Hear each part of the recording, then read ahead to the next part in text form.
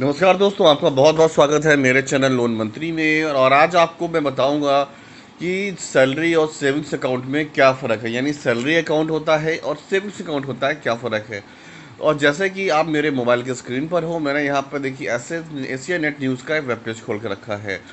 और इसमें गाइज ये भी बताऊंगा कि क्या फ़र्क होता है, क्या ब्याज दर होता है, क्या मिनिमम बैलेंस होता है, और जुर्माने या फाइन क्या क्या लग सकते हैं आपको अगर आप उनका रूल फॉलो नहीं करते हो। तो आगे कहते हैं, बैंक में खोले जाने वाले कई तरह के अकाउंट होते हैं भाई। ज़्यादातर इसमें जो होते हैं वो सेविंग्स अकाउंट होते हैं, जो मिनिमम राशि भुगतान और जरूरी डॉक्यूमेंट्स जमा कर कोई भी अकाउंट खुलवा सकता है। दूसरा होता है सैलरी अकाउंट। सैलरी अकाउंट क्या होता है, अगर आप किसी कंपनी में आप जॉब करते हो तो वो कंपनी ही आपका सेविंग अकाउंट खुलवा देती है। ये अकाउंट सेविंग अकाउंट से अलग होता है, इसके नियम भी सेविंग अकाउंट से कुछ अलग होते हैं। इसके बारे में जानना बहुत ज़रूरी है। आगे कहते हैं कि सैलरी अकाउंट में बैंक में खोला गया खाता जिसमें किसी की सैलरी आती है, बैंक ये खाते कंपनी और कॉरपोरेशन के कहने पर खोलते हैं। जैसा कि मैंने बताया, आपने कोई कंपनी ज्वाइन करी और आपने कंपनी वालों से बोला कि भाई पगार किस में दोगे, तो कंपनी वाले क्या करते हैं कि वही एक खाता खुलवा देते हैं। आगे कहते हैं कि कंपनी के हर कर्मचारी कंपनी के हर कर्मचारी का अपना सैलरी अकाउंट होता है, इसका संचालन उसे खुद करना होता है। यानी सैलरी अकाउंट का क्या होता है कि भाई सैलरी अकाउंट कंपनी खुलवा देती है और उसमें उसको खुद ही पेमेंट, जितनी सैलरी होती है पेमेंट उसमें उसको ही आता है। जब कंपनी अपना स्टाफ को सैलरी का पेमेंट करने का समय आता है तो बैंक कंपनी के अकाउंट में पैसे लेकर स्टाफ के अकाउंट में डाल देते हैं। सैलरी अकाउंट के नियम सेविंग अकाउंट से अलग होता है। सैलरी अकाउंट में मिनिमम बैलेंस होता है वो रखना ज़रूरी नहीं होता है। एम्प्लॉयर अपने स्टाफ को सैलरी देने के लिए खुलवाता है, वही सेविंग्स अकाउंट में पैसे की बचत करने के लिए होता है। सैलरी अकाउंट में न्यूनतम बैलेंस रखने की ज़रूरत नहीं होती, जबकि सेविंग्स अकाउंट में निर्धारित न्यूनतम बैलेंस रखने की ज़रूरत होती है।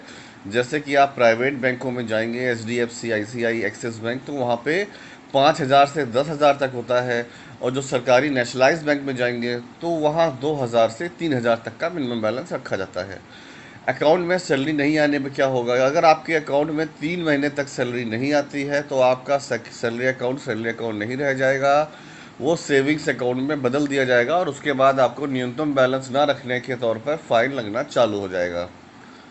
तो आपको ध्यान रखना चाहिए, यदि आपकी नई कंपनी आपने ज्वाइन करी है और आपकी सैलरी नहीं आ रही है तो आप फटाफट अपने HR को बोल के उसमें सैलरी दिलवा सकते हैं। आगे कहते हैं, सेविंग अकाउंट को बदले में सैलरी अकाउंट अगर बैंक मंजूरी देता है तो आप सेविंग्स अकाउंट को सैलरी अकाउंट में बदल सकते हैं। जी हाँ।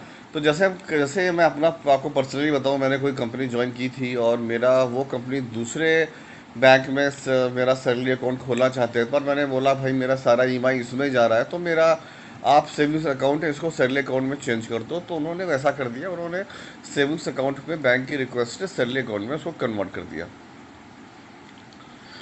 समान है ब्याज दर, इसमें देखिए इंटरेस्ट जो है लगभग लगभग सेम मिलता है। जो रेट ऑफ आपको पूरा ब्याज दर मिलता है वो 4 से 5% तक के बीच में मिलता है, सेविंग्स अकाउंट हो या सैलरी अकाउंट हो। इसमें कोई भी ज़्यादा फ़र्क नहीं होता है। कभी कभी थोड़ा बहुत फ़र्क देखा जाता है, आधे से 1% का, वो भी बहुत ही एक्सेप्शनल केस होते हैं। आगे कहते हैं कि भाई ज़रूरी क्यों होता है, कब है ज़रूरी मिनिमम बैलेंस रखना। आपने अगर आपका सेविंग्स अकाउंट हो गया है और सेविंग्स अकाउंट में जैसे हिसाब से कंपनी का रूल्स रेगुलेशन है कि भाई इसको मेंटेनेंस चार्जेस भी लगते हैं बैंक के पास, तो इसलिए बैंक आपको बोलती है कि इसमें आप मिनिमम बैलेंस रखो। जो कि सैलरी अकाउंट होती है उसमें लगातार रेगुलर सैलरी आती है जिसका फ़ायदा बैंक को होता है। तो बैंक आपको वो मिनिमम बैलेंस रखने का जो एक एक फिक्स होता है, एक रूल होता है, उससे मुक्त कर देती है। तो गाइस ये एक थोड़ा सा एक हालांकि बहुत ज़्यादा कोई इंपॉर्टेंट नहीं था, एक छोटा सा अपडेट था जो मैंने आपको दे दिया। उम्मीद करता हूँ आपको वीडियो पसंद आया होगा, तो उसको लाइक करना और चैनल को सब्सक्राइब जरूर करना। तो नेक्स्ट वीडियो में नए टॉपिक के साथ फिर से मिलूंगा, तब तक के लिए नमस्कार, जय हिंद, वंदे मातरम।